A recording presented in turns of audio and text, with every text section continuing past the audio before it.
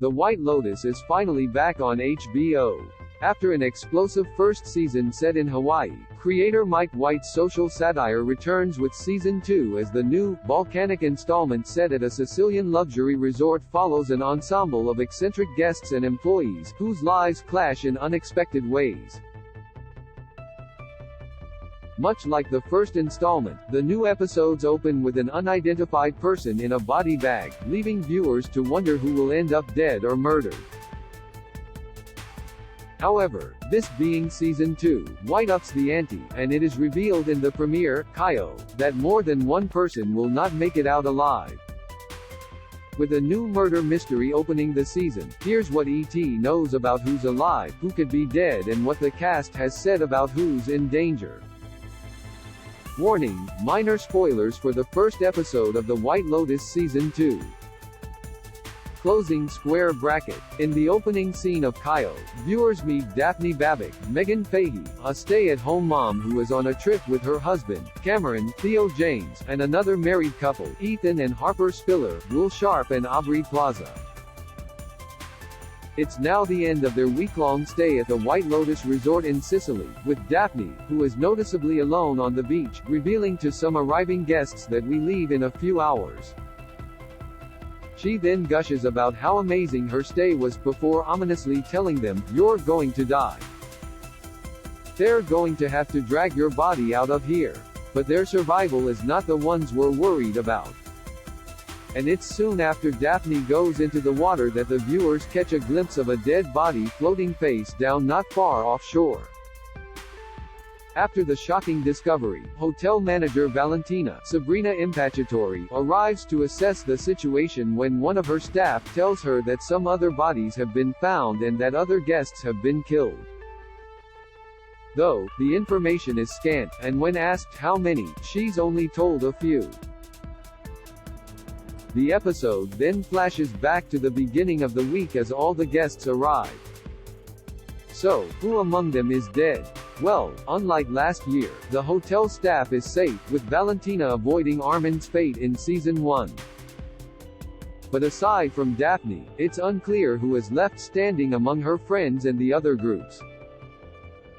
In addition to Daphne's foursome, there are the three generations of Italian Americans, the elderly Bert Di Grasso, F.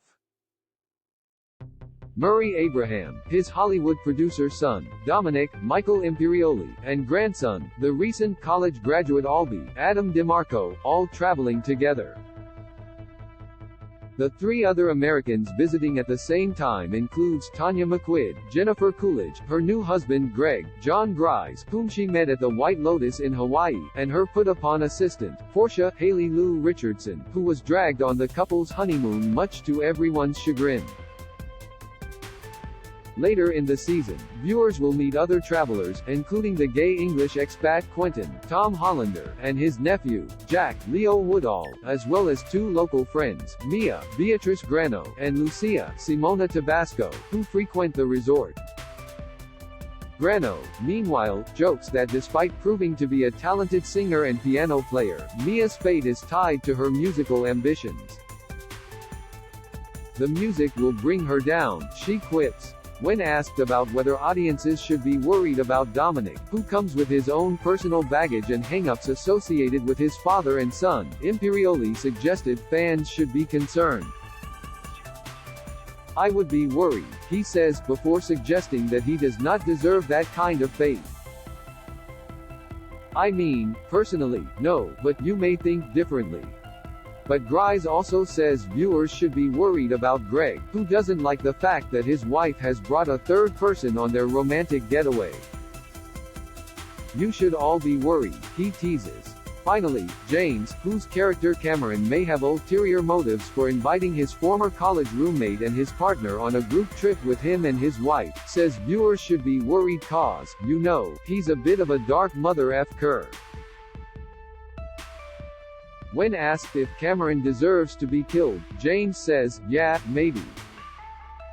While it's unclear who may be the victims, and why, the cast promises that the characters' motivations will start revealing themselves as the season goes on. When it comes to Harper, who immediately clashes with her travel companions, she comes on really strong and has this kind of hard outer shell, Plaza says, adding that she's got a really vulnerable side to her that audiences will eventually get to see. Meanwhile, James teases that episode 5 is when Cameron's intentions are addressed head-on, explaining that there's a purpose to everything we see in the beginning before it all comes together in later episodes.